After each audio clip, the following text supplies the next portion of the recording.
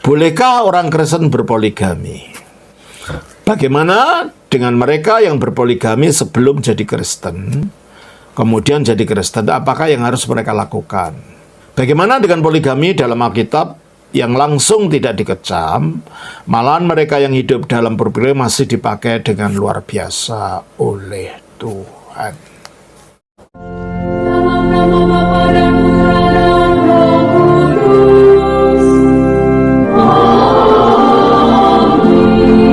Selamat bertemu kembali saudara dengan saya Archimandrit Romo Daniel Biantoro, Ketua Umum dan Pendiri dari Gereja Ortodoks Indonesia. Kita akan melanjutkan acara kita kali ini menjawab pertanyaan-pertanyaan yang saudara sudah kirim. Bolehkah orang Kristen berpoligami? Bagaimana dengan mereka yang berpoligami sebelum jadi Kristen, kemudian jadi Kristen, apakah yang harus mereka lakukan? Bagaimana dengan poligami dalam Alkitab yang langsung tidak dikecam, malahan mereka yang hidup dalam poligami masih dipakai dengan luar biasa oleh Tuhan. Saudara sastra, untuk mengetahui boleh dan tidaknya mengenai poligami, kita harus mengerti makna hubungan pernikahan di dalam ajaran iman ortodoks yang berdasarkan Alkitab. Kita baca di dalam Kejadian pasal 1 ayatnya 26 dan 27. Berfirmanlah Allah, baiklah kita menjadikan manusia menurut gambar dan rupa kita. Menurut gambar dan rupa kita manusia diciptakan. Kok kita untuk lalu ayat 27? Maka Allah menciptakan manusia itu menurut gambar. Nah, tadinya menurut gambar kita, sekarang menurut gambarnya. Berarti yang kita ini ternyata nya, yang jamak ini ternyata satu. Dan inilah yang oleh para bapak gereja dilihat ini sebagai Tritunggal. Bapa berbicara kepada firman-Nya di dalam rohnya, di dalam dirinya sendiri. Makanya tadinya kita, karena Bapa berbicara pada firman-Nya, anaknya di dalam rohnya. Tapi setelah itu diceritakan dalam bentuk orang ketiga. Nah, kalau orang ketiga dari kata kita harusnya mereka. Nah, kalau ini dari jadi orang ketiga, nya, menunjukkan bahwa yang ketiga tadinya inilah Tritunggal itu. Jadi manusia diciptakan menurut Allah, menurut gambar dari Allah yang esa ini, yang di dalam dirinya memiliki hipostasis Bapa, firman-Nya, dan rohnya. Terus ayat 27. Maka Allah menciptakan manusia itu menurut gambarnya, menurut gambar Allah diciptakannya dia. Jadi sebagaimana Allah itu nya satu, maka gambarnya diciptakan juga dia satu. Jadi maka Allah itu satu, maka kemanusiaan juga satu. Terus laki-laki dan perempuan diciptakannya mereka. Nah, dari dia jadi mereka. Jadi kemanusiaan yang satu itu memiliki keberadaan kemajmuan, mempunyai dua manifestasi, laki-laki dan perempuan. Tapi laki-laki dan perempuan ini mempunyai satu kemanusiaan. Laki-laki tidak lebih tinggi kemanusiaan dari perempuan, perempuan tidak lebih rendah kemanusiaannya dari laki-laki. Karena hanya ada satu kemanusiaan. Sama seperti Allah dalam Tritunggal itu hanya ada satu keilahian saja, bukan dua, tiga. Tapi dalam keilahian yang satu ini terdapat Bapa, firman-Nya, dan rohnya. Nah, jikalau begitu halnya, karena Allah dan firman-Nya itu satu, maka manusia yang mempunyai dua manifestasi laki-laki dan perempuan itu dipanggil untuk menjadi satu. Sebagaimana Allah itu satu. Kita baca di dalam Kejadian 2:24. Sebab itu seorang laki-laki akan meninggalkan ayahnya dan ibunya dan bersatu dengan istrinya. Iya toh, bersatu. Makanya ada daya tarik satu sama lain antara laki-laki dan perempuan, karena daya tarik itu akan menjadi satu dan bersatu itu dalam pernikahan. Sehingga dengan demikian di dalam pernikahan itu ada gambaran panunggalan di dalam diri Allah yang satu, yang memiliki hipostasis Bapa, Firman, dan Rohnya itu. Nah sekarang dikatakan oleh Alkitab bahwa Kristus itu sebagai firman Allah, keluarnya dari Allah seperti Bapa. Kita baca di dalam Yohanes pasal 8 ayat 42. Kata Yesus kepada mereka, "Jikalau Allah adalah Bapamu, kamu akan mengasihi aku, sebab aku keluar dan datang dari Allah." Nah, aku keluar dari Allah. Demikian pula manusia laki-laki itu gambaran dari Allah Bapa. Dan istrinya itu keluar dari pinggangnya, keluar dari laki-laki, keluar dari iganya. Kita baca di dalam Kejadian 2 ayat 21-22. Lalu Tuhan Allah membuat manusia itu tidur nyenyak. Ketika ia tidur, Tuhan Allah mengambil salah satu rusuk daripadanya, lalu menutup tempat itu dengan daging. Dan dari rusuk yang diambil Tuhan Allah dari manusia itu, dibangunyalah seorang perempuan. Nah, berarti perumpamaan itu keluar dari laki-laki, dibuat dari rusuknya laki-laki, sebagaimana firman itu keluar dari Bapa. Dengan demikian, Bapa itu adalah merupakan prototipe dari suami, manusia laki-laki, dan putra atau firman itu yang keluar dari Bapa itu prototipe dari perempuan, istri, karena dia keluar dari iga tulang rusuknya. Oleh karena itu mereka harus menyatu, sebagaimana Bapa, Putra, Roh Kudus adalah satu di dalam diri Allah. Nah, sebagaimana di dalam diri Allah itu hubungannya adalah hubungan kasih sejak kekal. Kita baca di dalam Yohanes pasal 17 ayat 24. Ya Bapa, aku mau supaya dimanapun aku berada, mereka juga berada bersama-sama dengan aku, mereka yang telah Engkau berikan kepadaku, agar mereka memandang kemuliaan-Ku yang telah Engkau berikan kepadaku, sebab Engkau telah mengasihi aku sebelum dunia. Jadi sebelum dunia ada dalam kekekalan, Bapa itu mengasihi firman-Nya ini.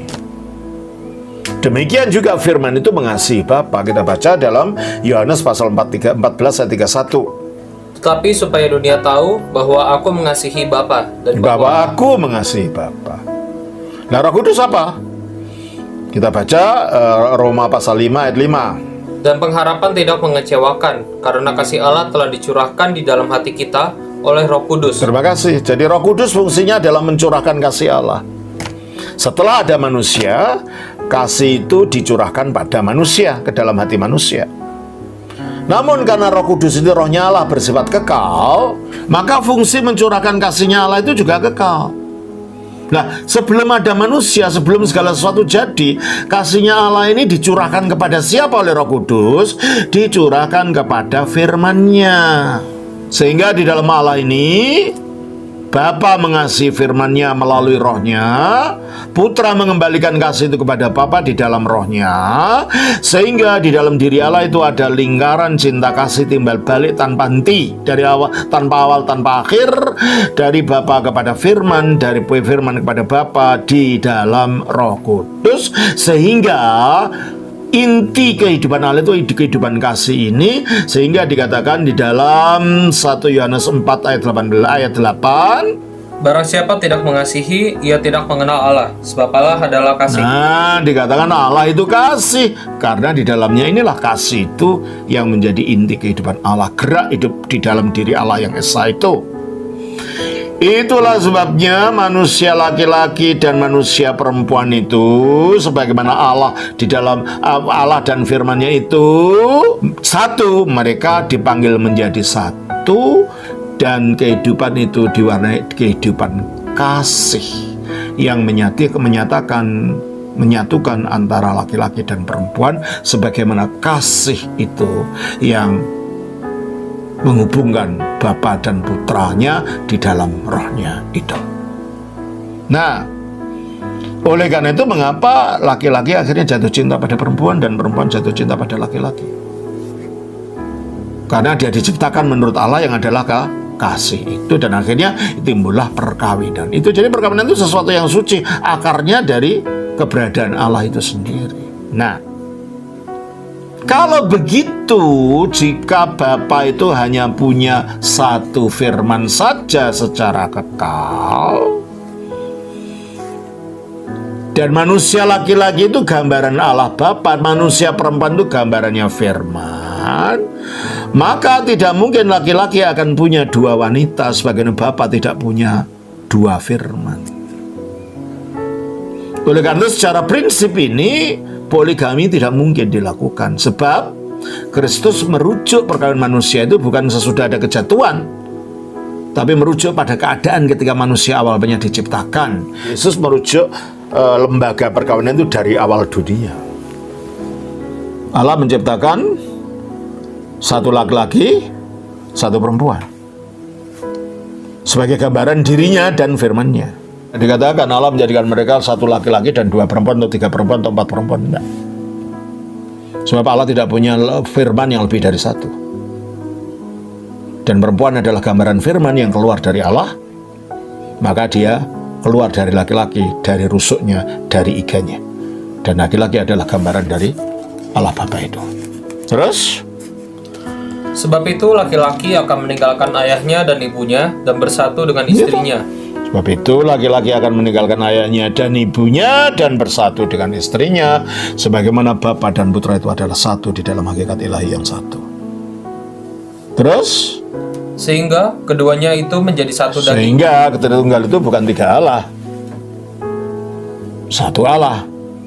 Sehingga laki-laki dan perempuan itu bukan lagi kehidupan yang terpisah-pisah, mereka menjadi satu. Terus?